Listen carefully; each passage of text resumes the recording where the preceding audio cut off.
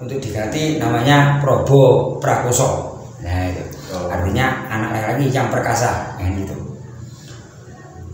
Tapi berhubung tadi di tempatnya di Palembang itu kan sudah masuk wilayah Islam. Nah jadi ya ada yang dinamakan Raden Hasan. Raden Hasan. Juga ada yang namanya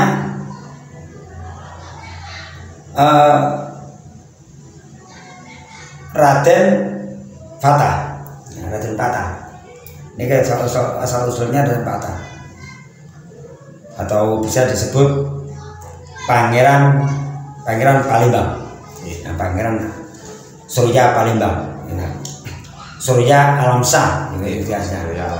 Surya Alamsyah. Juga aslinya kalau nama Cina Raden Jinbun.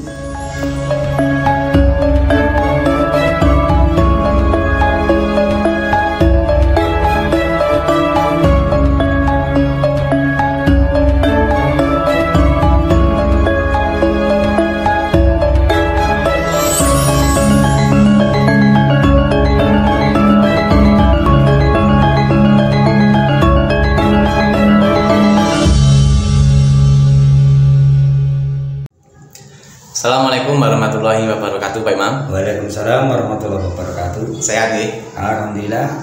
Kepanggih malih kali Sekar Media. Nggih. Niki nglanjutaken critanipun kepemimpinan Prabu Kertabumi. Niki yen apa, Pak Imam? Bismillahirrahmanirrahim. Assalamualaikum warahmatullahi wabarakatuh. Waalaikumsalam warahmatullahi wabarakatuh. Saya ucapkan selamat malam, selamat pagi, selamat siang, selamat sore kepada seluruh penggemar YouTube dimanapun Anda berada, khususnya sedulur-sedulur dari Sekar Media. Dan jangan lupa like dan subscribe untuk Sekar Media. Nggih, matur nuwun. Kelanjutan dari kepemimpinan Prabu Kertabumi Majapahit pada tahun 1468 sampai tahun 1478, 10 tahun ya. 10 tahun. Dalam kepemimpinan Prabu Kertabumi ini, untuk sementara waktu itu tidak ada perang, Mas. Tidak ada perang. Damai, Pak. Damai, tidak ada perang. Karena waktu itu sudah mulai masuk agama Islam atau Muslim, sudah mulai masuk, yang dibawa dari orang-orang Cina, pedagang-pedagang Cina, saudagar Cina. Nah, terutama ada 2 orang Muslim yang mungkin ya seorang ulama besar waktu itu, namanya Syekh Bintong. Syekh Bintong ini datang ke Jawa, Majapahit. Sebelum ke Majapahit dia sudah berada di Gresik. Di Gresik, kemudian datang ke Majapahit, minta izin kepada Prabu Kertabumi, minta izin untuk menyebarkan Islam di wilayah Jawa khususnya. Ya, Jawa. Boleh diizinkan, Nah, terus berlanjut, dan dengan anaknya perempuan, Mas. Anaknya Syekh Bintong ini perempuan, namanya Sio Banci. Ya, Sio Banci, atau bisa disebut kalau Islamnya disebut Bansinyo. Bansinyo. Kemudian dilamar sama Prabu Kertabumi, dilamar, diterima. Dilamar itu dados istri napa dados selir? Dados waktu itu belum ada kedudukan antara selir atau permaisuri. Karena waktu itu selir permaisuri juga udah ada. Oh, punten. Kemungkinan selir. Iya, atau selir begini. Diterima. Nah, itu. Kemudian juga dilakukan pesta perkawinannya juga. Nah, tapi hari demi hari kan ada kecemburuan antara istri-istri Kertabumi yang lain. Nah, istri-istrinya yang lain dia cemburu. Nah, itu.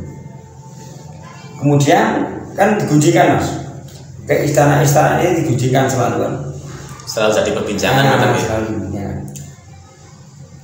Nah, kemudian si Ubanci ini difitnah oleh istri-istri yang lain. Sama istri-istrinya Kertabumi difitnah. katanya selingkuh ya, selingkuh. Nggih. Sama petinggi yang lain juga. Sama petinggi kerajaan namanya. Nah, akhirnya si Subhanji diasingkan di Palembang. Kebetulan di sana juga ada kerabatnya Prabu Kertabumi juga, Arya Damar. Arya Damar. Ya, Arya Damar. Kemudian dirawat di sana. Posisi hamil muda. Dengan membawa surat. Dan nanti kalau kan ada perjanjian. Nanti kalau setelah bayi lahir silakan dinikahi kan gitu. Terus niku disukani ten Arya Damar. Disukani. Kuwi kerajaan Arya Damar aslinya juga dari keluarganya Kertabumi. Ini keluarganya bulat, Mas. Keluarganya bulat. Terus kasih sederek nggih, kasih Prabu Kertabumi nggih. Ada ya, kalau di versi yang lain ada bahwa Arya Damar ini masih putranya Prabu Kertabumi dari selir yang lain. Nah, itu. Terus tasik yuga. Nah, ada tasik anaknya. Nggih, terus selirene sukaken yugane ngoten nggih, Pak. Yugane. Ini di versi yang lain begitu. Nggih. Tapi kalau dari versi yang lain lagi ada mengatakan bahwa Arya Damar ini masih saudara. Nggih. Masih saudaranya Bri Kertabumi, Kertabumi. Dari istri-istrinya ayahnya yang lain. Nggih. Selanjutnya Prabu Kertabumi ini berwasiat. Nanti boleh dikawin setelah anaknya lahir, tapi sebelum bayinya lahir jangan diapa-apakan dulu. Nggih. Tapi kan juga kan patuh juga, kan udah muslim sana, Mas. Nggih. Dan kebetulan di Palembang itu banyak warga Cina. Dari warga Cina banyak sana. Ya, Pun atas warga mriko nggih. warga mriko. Jadi Subhanji ini kerasan, alhamdulillah kerasan di sana. Betah. Udah gak ingin pulang ke Majapahit lagi, betah di sana. Nah, dan akhirnya sampai hari berganti bulan, akhirnya bayi tadi lahir. Putranya lahir, laki-laki. Nah, dikasih nama. Kalau untuk pesannya Bri Kertabumi itu bahwa pesan untuk istrinya nanti kalau anak saya lahir, ya itu nanti bahwa untuk diganti namanya Probo Prakoso. Nah itu artinya anak laki-laki yang perkasa, yang gitu. Tapi berhubung tadi tempatnya di Palembang itu kan sudah masuk wilayah Islam. Nah, jadi ya ada yang dinamakan Raden Hasan. Raden Hasan. Juga ada yang namanya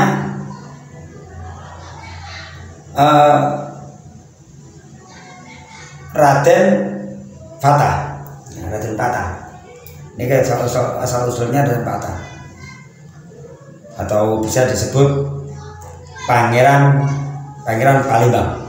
Nah, Pangeran Surya Palembang, Surya Alamsah, Surya Alamsah. Juga aslinya kalau nama Cina Raden Jinbun. Nanti kalau sudah ke Demak, udah jadi Demak kan Palembahan Jinbun. Kalau sudah pulang ke Jawa, ke Jawa. Kemudian dia udah remaja, kan dapat pesan dari yang mengasuh. Arya Damar. Jadi kalau sudah besar supaya hijrah mencari ayahnya ke Jawa, Majapahit. Datang ke Jawa.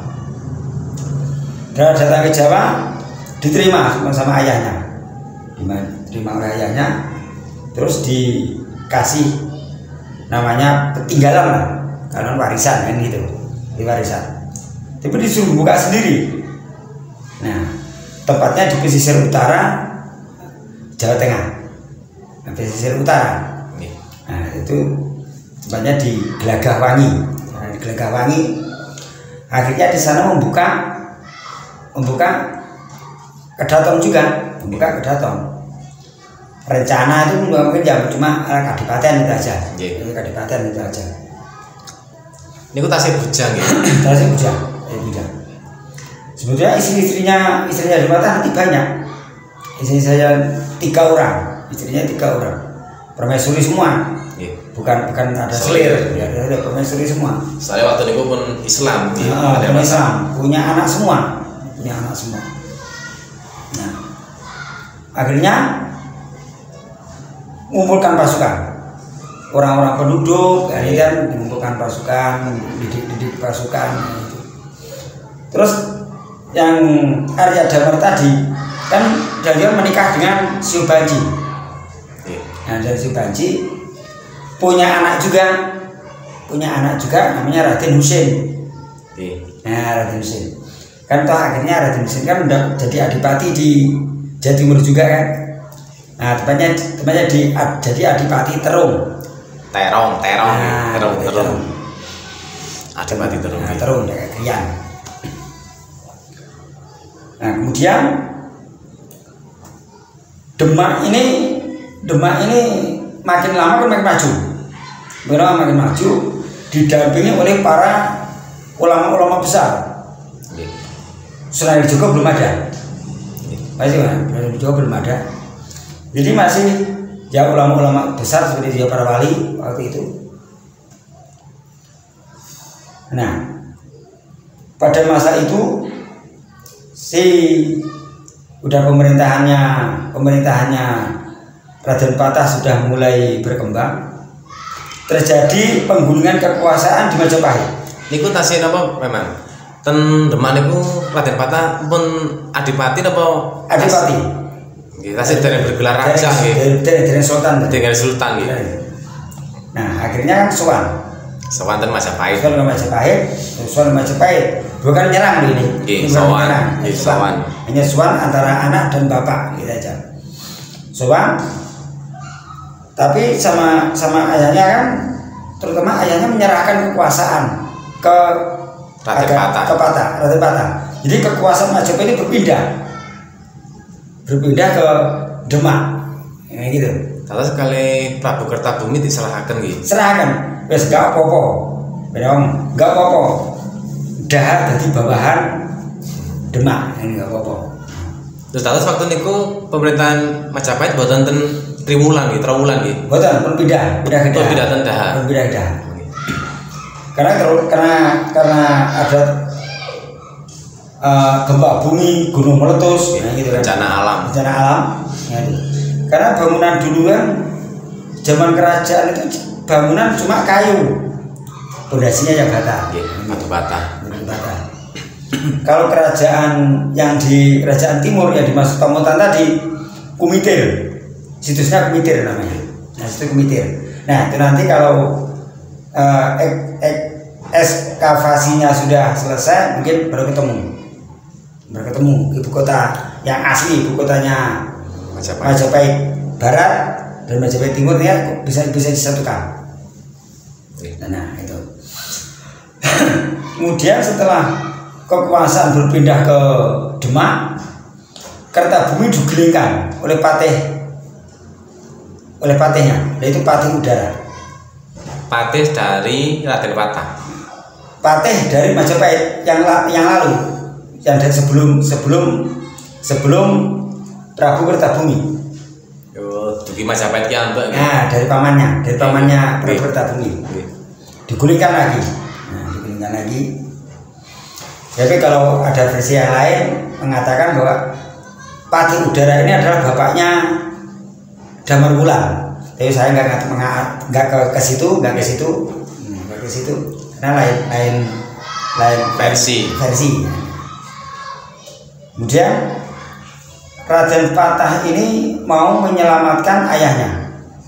Raden Patah mau menyelamatkan Prabu Kertabumi, menyelamatkan ayahnya, membawa pasukan lengkap dari Demak dan di bawah pimpinan yang menjadi panglima perang waktu itu Sunan Kudus.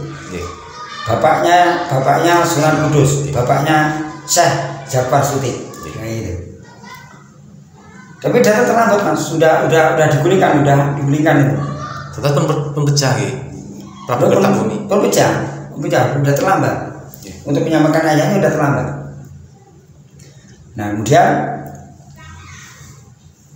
mau nggak mau ini harus digempur. Nah, harus diserang. Harus diambil alih lah. Karena yang mau mengambil haknya, artinya mau mengembalikan lagi ke tangan ayahnya lagi. Kalau udah jatuh ke tangan dia kan teman-teman udah sepenuhnya kekuatan udah di Demak semua. Nah gitu. Udah gak kuat nahan serangan dari Demak, enggak tahan, enggak bisa nahan. Meskipun Patih Udara ini sakti. Nah, kalau sakti, tapi wali-wali kan juga sakti, kayak gitu. Wali-wali juga sakti.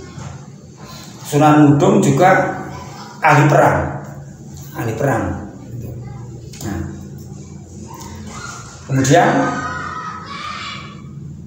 setelah mengalahkan Majapahit, otomatis Demak sudah berdiri merdeka. Senes Kadipaten Maling. Langsung jadi kesultanan, itu kerajaan, kesultanan Demak. Dan Raden Patah sendiri dinobatkan juga sebagai raja, sebagai sultan. Nah, sebagai sultan bahkan menambah nama. Panembahan Jin Buningrat atau Sultan Demak yang pertama, Panembahan Jin Buningrat. Panoto Gomo. Nah, ini setelah dalam kepemimpinan Raden Patah, ini nggak ada serangan dari luar, nggak ada waktu itu. Damai. Mulai dari nggak kayak di Majapahit, baru berdiri aja sudah mulai ada peperangan. Kalau di Demak enggak, karena penasihatnya banyak mas. Para wali ya, penasihatnya para wali. Dan kemudian setelah Majapahit udah 3 nama. Baru namanya Raden Patah ini menugaskan bawahan-bawahannya, punya dipercaya. Jadi adipati di sana menempati lagi di Daha. Jadi diduduki sama anak buahnya, tetap bawahannya dari Raden Patah dari Demak. Kalau misalnya kalau sekarang kan kayak kelurahan kosong, otomatis kan yang menduduki dari kecamatan. Nah, dari kecamatan. Artinya Sultan Patah menanam orang di kadipaten tersebut. Nah, gitu. Dan dari Majapahit, setelah Majapahit keruntuh itu, niku tahun pinten Pak? Tahun 1527 Masehi runtuhnya Majapahit. Dan juga runtuhnya Majapahit itu ada gambarnya juga, gambarnya Sangkala juga yang namanya Sirna Ilang Kertaning Bumi. Nah itu. Nah, Sirna Ilang Kertaning Bumi itu sudah terakhir. Majapahit sudah tidak ada lagi, cuma tinggal nama. Runtuh, Demak berdiri. Runtuhnya Majapahit, Demak berdiri. Nah, Demak berdiri. Setelah itu Raden Patah dalam kejayaannya Demak waktu itu didampingi oleh para wali sebagai penasihat raja. Belum ada kerajaan-kerajaan yang lain di Jawa itu masih bekas. Contohnya seperti Pengging, kan bekas kerajaan kuno. Nah, Pengging kerajaan kuno. Kalau di sejarah yang lain kan kerajaan Pengging ini adalah kerajaannya ayahnya Bandung Bondowoso. Nah, Majapahit, sebetulnya Majapahit ini memang besar, kerajaan besar. Dan untuk mempersatukan Nusantara ini sebenarnya juga bukan dari inisiatifnya Gajah Mada juga, dan sebelumnya atau ibunya Prabu Hanyamuruk sudah melakukan untuk mempersatukan Nusantara. Sebetulnya bukan Mas waktu itu bukan untuk penaklukan, tidak. Negeri ini takluk pada Majapahit, negeri ini takluk pada Majapahit, itu tidak. Cuma hubungan persahabatan, hubungan dagang itu aja. Itu dagang. Bukan untuk penaklukan itu enggak. Boten jajah, Bukan jajah. Cuma untuk memperluas persahabatan. Jadi kadang ada salah pengertian. Sumpah palapa untuk satu Nusantara atau untuk menyerang, bahwa sebenarnya nggak nyerang. Boten nggih. Nggak nyerang. Mempersatukan saja. Mempersatukan saja.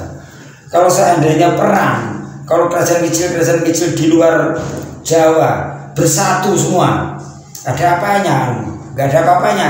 Majapahit. Nah itu. Nggih. Nah itu kalah memang nggih. Iya, jelas kalah. Saya kerajaan Banjar, Maluku, Jaya, Bugis jadi satu, bergabung jadi satu. Majapahit nggak bisa menahan serangan dari luar. Sedangkan waktu niku kerajaan kali Kesultanan Nusantara ini ratusan. Banyak, ratusan termasuk kerajaan Bali. Nah itu. Kenapa kok damai? Kan itu. Nah, karena nggak perang, cuma melakukan persahabatan. Persahabatan juga supaya antara rukun. Nanti bisa dagang, misalnya kayak di Malang ini yang terkenal apel, bisa mengirim apel ke sana dengan aman, kan itu. Aja nggih saya nggih Pak waktu niku nggih. Kayak gitu. Dan mungkin nanti di episode berikutnya mungkin saya akan mengupas atau membahas perkawinan Raden Patah dengan ketiga istrinya. Nah, termasuk nanti dari putri Jipang. Ya, ada putri Jipang itu ada juga. Memang niki enten sing tangkat niku napa Prabu Kertabumi niku napa nggih Brawijaya 5 niku ya. Kalau menurut cerita babat Tanah Jawi, Brawijaya 5 itu ya Prabu Kertabumi. Raja terakhir Majapahit. Prabu Brawijaya 5. Nah ini. Terus waktu niku Raja Prabu Kertabumi pun Islam nggih. Belum Islam. Hanya mau diislamkan oleh anaknya, udah keburu digulingkan sama Pati Udara. Nah itu. Terus kan masuk Islam wau minta izinnya kan Prabu Kertabumi. Nah, ini diizinkan. Diizinkan. Tapi semua prajurit dari kalangan istana pun sudah banyak melakukan masuk Islam. Penelpet Islam. Mulai dari penggawa-penggawanya, prajurit dan keluarganya. Sehingga kekuatan dari dalam ini sudah mulai berkurang. Nah, gitu. Nah, itu. Jadi kalau untuk cerita Brawijaya ini setelah Suhita.